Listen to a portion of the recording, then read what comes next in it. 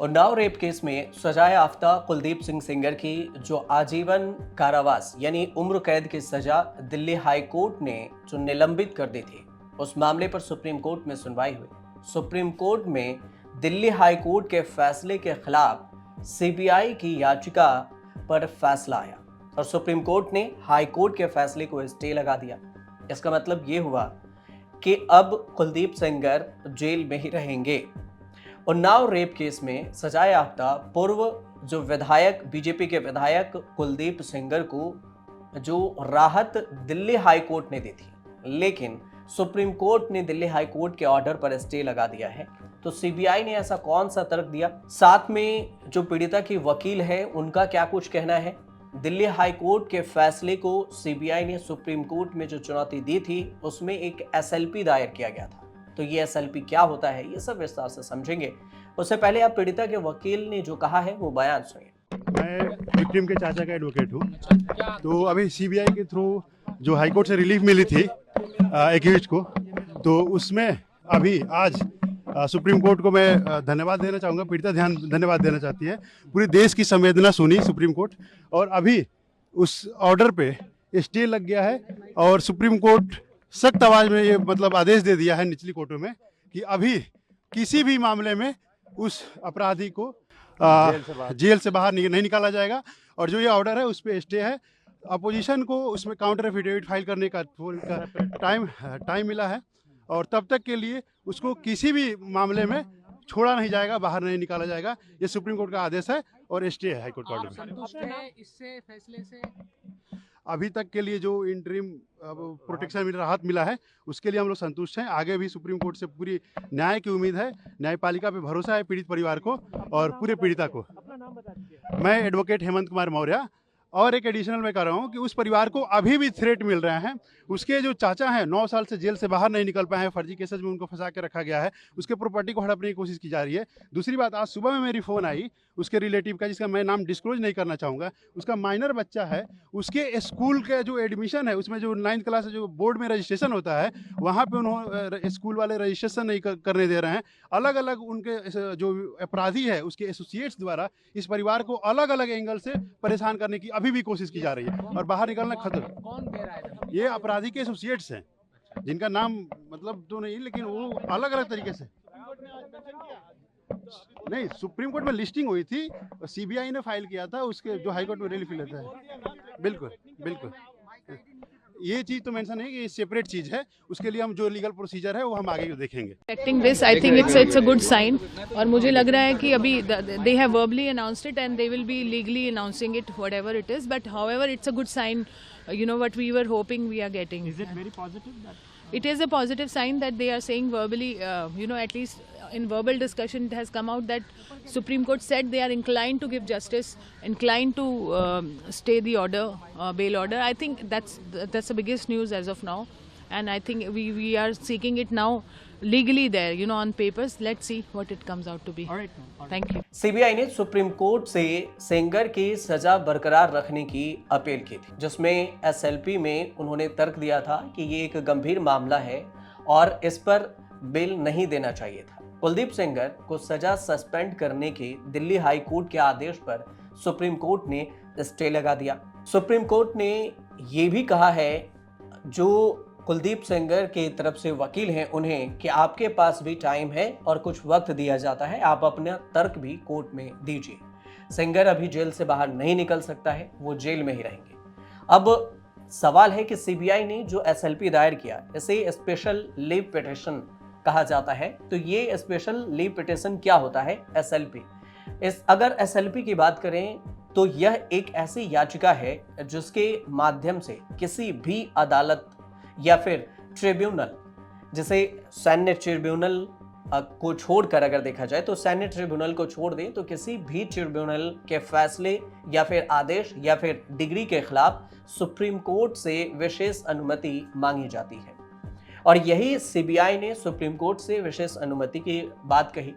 सबसे महत्वपूर्ण बात यह है कि एसएलपी कोई अधिकार नहीं बल्कि एक विशेष अनुमति है, जिसे प्रिविलेज कहते हैं आप, जो कि सुप्रीम कोर्ट अपने विवेक से देता है। और इस मामले में सुप्रीम कोर्ट ने हाई कोर्ट के फैसले को स्टे लगा दिया। मतलब रोक दिया। अब एसएलपी का प्रावधान भारतीय संविधान के अनुच्छेद 136 में दर्ज है और इसके तहत सुप्रीम कोर्ट को यह अधिकार है कि वह किसी भी अदालत या फिर ट्रिब्यूनल के फैसले के खिलाफ अपील की गई जो विशेष अनुमति है, जो विशेष एसएलपी है, उस पे अपना फैसला दे सकता है। हालांकि ये शक्ति, ये पावर तभी इस्तेमाल होती है जब कानून पर कोई बड़ा सवाल उठ रहा हो या फिर उसे जोड़कर देखा जा रहा हो या फिर कोई गंभीर मामला हो, तो इस मामले में ये एसएलपी को ध्यान में रखा जाता है। तो इस मामले में सुप्रीम कोर्ट से सीबीआई ने कहा था कि उन्नाव रेप पीड़िता का मामला काफी गंभीर है। सीबीआई की ओर से तुषार मेहता पेश हुए और तुषार मेहता का ये दलील रहा कि ये केस धारा 376 और पॉक्सो एक्ट के तहत दर्ज किया गया है और ये मामला बहुत ही भयानक है, बहुत ही गंभीर है।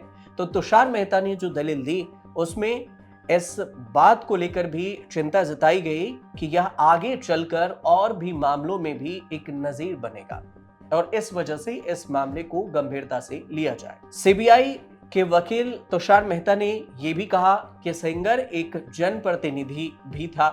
अब इसमें जनप्रतिनिधि में भी जन सेवा और जनप्रतिनिधि दोनों को क्लासिफाई किया गया है। सॉलिसिटर जनरल तुषार मेहता जो एसजी हैं, उनका कहना हुआ कोर्ट से दलील में कि पीड़िता की उम्र 16 साल थी और 16 साल से भी कम थी, नाबालिग थी और इस मामले में अपील पेंडिंग है। सीबीआई के वकील का कहना हुआ कि ट्रायल कोर्ट ने अभियुक्त को निर्विवाद रूप से आईपीसी की धारा 376 के तहत दोषी ठहराया और इसी में जो धारा 376 91 है उसमें न्यूनतम 10 साल की सजा होती है और अधिकतम उम्र कैद की सजा होती है। तो कुलदीप सेंगर को उम्र कैद की सजा मिली। तुषार मेहता कहते हैं कि धारा 376(2) के तहत न्यूनतम सजा 20 साल है और अधिकतम सजा अभियुक्त के जो जैविक जीवन है उसके अंत तक यानी कि उम्र कैद तक रखने का प्रावधान है। तो पीड़िता की उम्र 16 साल से कम थी, मतलब वो नाबालिग थी और इसलिए ये मामला काफी गंभीर है और इसलिए इस गंभीर मामले पर सजा भी उस हिसाब से ही दी जानी चाहिए थी। ये दलील दिया गया सुप्रीम कोर्ट में। High court, Delhi high court के फैसले में क्या कहा गया था? उसमें कहा गया था कि सेंगर 7 साल से अधिक सजा काट चुके हैं और उसकी अपील पर सुनवाई में काफी ज्यादा वक्त लग रहा है। तो 7 बार इस मामले में डेट टलती रही और इस मामले में हाई कोर्ट को ऐसा लगा कि अपील में इतना वक्त लग रहा है, तो फिर ऐसे में सेंगर के अधिकार संभावित हो रहे हैं और इसी वजह से उसमें तर्क दिया गया। लेकिन सेंगर के खिलाफ पीड़ित के पिता के हत्या का जो मामला था वो बरकरार था, लेकिन रेप केस में उसे बरी कर दिया गया।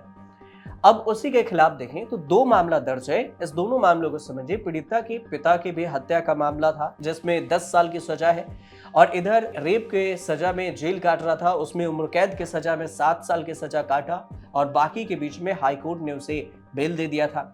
अब एक नाबालिग के साथ बलात्कार का जो ये मामला है, ये साल 2019 में कुलदीप सेंगर को उम्र कैद की सजा सुनाई गई। पूरा मामला 2017 का है, उत्तर प्रदेश के उन्नाव का मामला है और 2017 में ये घटना देश भर में काफी सुर्खियां बटोरी थी। इसकी खूब चर्चा हुई थी, विरोध प्रदर्शन भी हुआ था, विवाद भी हुआ था।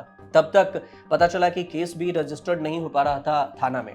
2020 में सर्वाइवर के पिता के हत्या के आरोप में 10 साल की सजा कुलदीप सेंगर को दी जाती है और यही 1 साल पीछे चलेंगे तो दिसंबर 2019 में कुलदीप सेंगर को भारतीय दंड संहिता यानी आईपीसी के जो रेप के मामले हैं उसमें प्रावधान और फिर बच्चों के जो यौन शोषण है, मतलब नाबालिग का यौन शोषण सुरक्षा के कानून जो पॉक्सो लाया गया, उस पॉक्सो एक्ट के तहत सजा दी गई थी। अब इसी मामले में 7 साल सजा काट रहा था कुलदीप सेंगर और इस बीच में सुप्रीम कोर्ट की तरफ से जब बेल दिया गया, हाई कोर्ट ने बेल दिया तो सुप्रीम कोर्ट ने उस पर स्टे लगा दिया। तो फिलहाल ये है कि कुलदीप सेंगर अब जेल में ही रहेंगे और उन पर 376(2)(b) और पॉक्सो की धारा 5(c) के जो प्रावधान है, जो सजा है वो बरकरार रहेगी और हाई कोर्ट के फैसले पर स्टे लगा दी गई है। बाकी जब पिटीशन डाला जाएगा, काउंटर पिटीशन डालने की बात हुई है कि सुप्रीम कोर्ट ने बोला है कुलदीप सेंगर के वकील से कि आप भी काउंटर पिटीशन डालिए। तो उसमें जब कुलदीप सेंगर अपने तरफ से याचिका दाखिल करेगा और उसमें जब कोई जवाब देगा, उसमें क्या कुछ जवाब देता है, अगर कुछ अपडेट आएगा तो हम आपको जरूर बताएंगे। फिलहाल ये पूरी जानकारी थी कि सुप्रीम कोर्ट की तरफ से कुलदीप सेंगर मामले में क्या कुछ बातें हुई हैं और क्या कुछ दलील दी गई, एसएलपी सीबीआई की तरफ से दायर की गई, तो एसएलपी दायर क्यों किया जाता है, इस पर हमने आपको ये जानकारी दी। को सही लगे तो हमारे चैनल से जुड़िए और देखते रहिए न्यूज़ तक।